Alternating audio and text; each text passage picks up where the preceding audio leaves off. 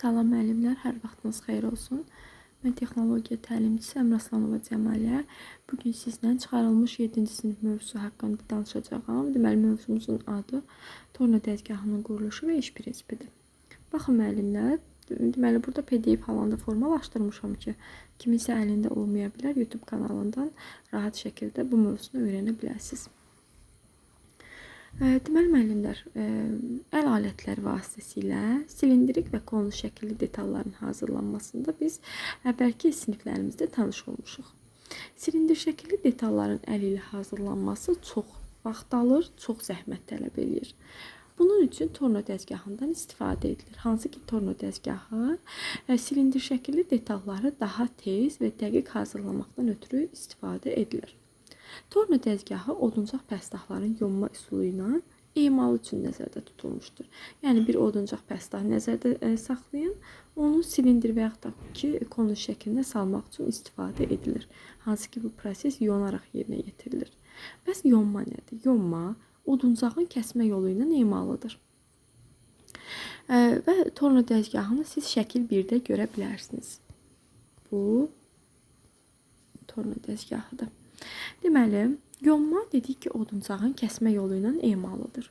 Yonma üsulu ilə pəstahlardan silindir, konus və müxtəlif formalı səthli detalları emal etmək üçün istifadə edilir.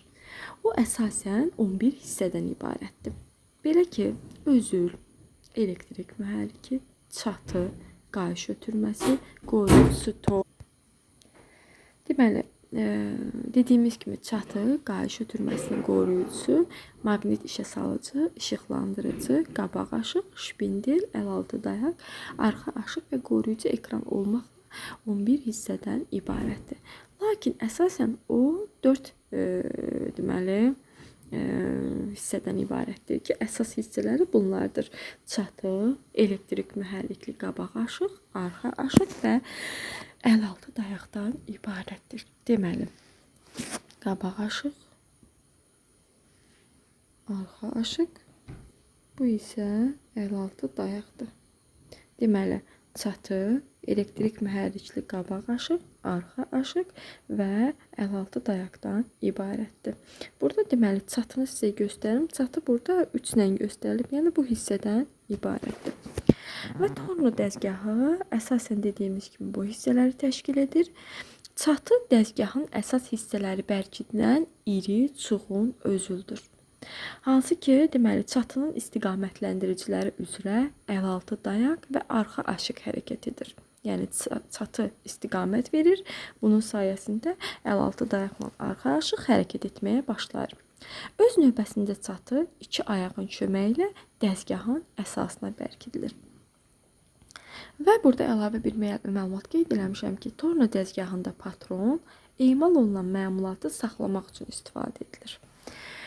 Və mühərrik isə işə salma düyməsinə bərkidilir. Qabaq aşıq nədir? Qabaq aşığa şpindil quraşdırılır. Şpindil qayış ötürməsinin köməyi ilə elektrik mühərrikindən fırlanma alan valdır.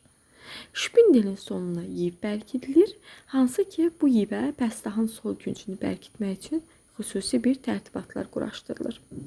Pəstahların ölçülərindən asılı olaraq onların bərkidilməsi üçün müxtəlif tərtibatlardan, yəni bunlardan istifadə edilir. Bu tərtibatlar hansılardır? 3 dişli patron, bunu yeniləyim mən, 3 dişli patron, plan şayba və stəkan şəkilli patron. Baxın müəllimlər, 3 dişli patron deyən zaman, bax bu, 3 dişli patron. Onun 3 diş hissəsinə baxın, burada bu balaca bir hissə var. Ora diqqətlə nəzər salsaz, orada belə 3 dənə diş hissə görəcəksiniz. Bunu bu şəkildə yadda saxlayın. Digəri plan şaybadır, bu. Plan şaybadır, bu da isə stəkana oxşayır ilə stəkan şəkilli patrondur. Və qabaq aşığın quruluşu 3 hissədən ibarətdir. 2 pilləli hişki, pas şəkilli qayış və şpindeli vardır. Bəs arxa aşıq nə üçündür? Arxa aşıq uzun pəstahların sağ uclarının bərkidilməsinə xidmət edir. Arxa aşıq adətən pəstaha çatıdakı istiqamətləndirici ilə yaxınlaşdırılır. bolt və qayka ilə möhkəm bərkidilir. Sonra pəstahın ucuqsuz detal mərkəz ilə sıxılır. Mərkəz nazim çarxı fırlatmaqla hərəkət etdirilir və sıxacda bərkidilir. Arxa aşıq isə 4 hissədən ibarətdir.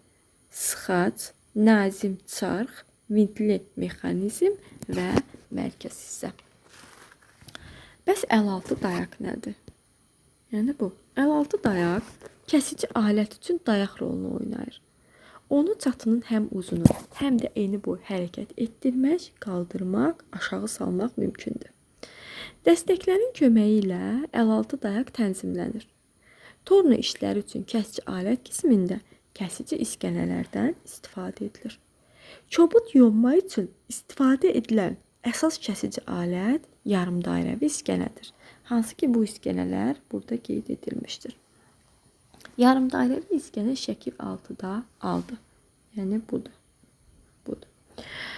Və deməli yarımdairəvi iskənələrdən istifadə edilir. Təmiz yonma, dirəkdir, çıxıntıdır. Bunların hamarlanmasında və detalların kəsilməsində çəp iskənədən istifadə edilir. Yəni bundan istifadə edilir. Və məmulatın emalı 2 mərhələdə həyata keçirilir. Qaralama və təmiz yonma. Yonma üçün alət məhz emal mərhələlərinə görə seçilir. Sadə detalları yonmaq üçün bu iskənələrdən başqa yastı, düz bucaqlı, yarım girdə, qarmaqlı kimi iskənələrdən istifadə edilir. Yəni bunlardan.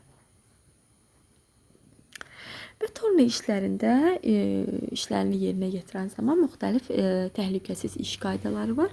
Mütləq onlara da nəzər salın. Hansı ki, dəzgahın qarşı ötürücüsünü, detalların qapaqla bağlanmaqla yoxlamaq lazımdır. Pəstahı bərkitməmişdən əvvəl onun üzərində xüsusi baş tərəflərində qüsurların olmamasını yoxlamaq lazımdır. İşıqlandırıcı elə qoyulmalıdır ki, yalnız detal işıqlansın. İşə başlamazdan əvvəl dəzgahın üzərində bütün kənar əşyaları yığışdırmaq, alətləri müəyyənləşdirilmiş yerlərə düzmək lazımdır. İş zamanı dəzgahda baxış ekranı aşağı salınmalıdır. Əgər dəzgahda belə ekran yoxdursa, o zaman qoyucu eynəklə işləmək lazımdır. İşə salınmış dəzgahda pəstahı düzəltmək, onun ölçülərini ölçmək olmaz. Dəzgahı işə salan zaman pəstahı, patronu və planşaybanı əllə dayandırmaq olmaz. İşləyən dəzgah nəzarətsiz saxlamaq qadağandır. Bu mövzumuzu mütləq öyrənin. Çıxarılsa belə miqə və sertifikasiya düşmə şansı böyükdür. Diqqətlə qulaq asın, bəyənib abunə olub şərh bildirməyi unutmayın. Uğurlar hər kəsə.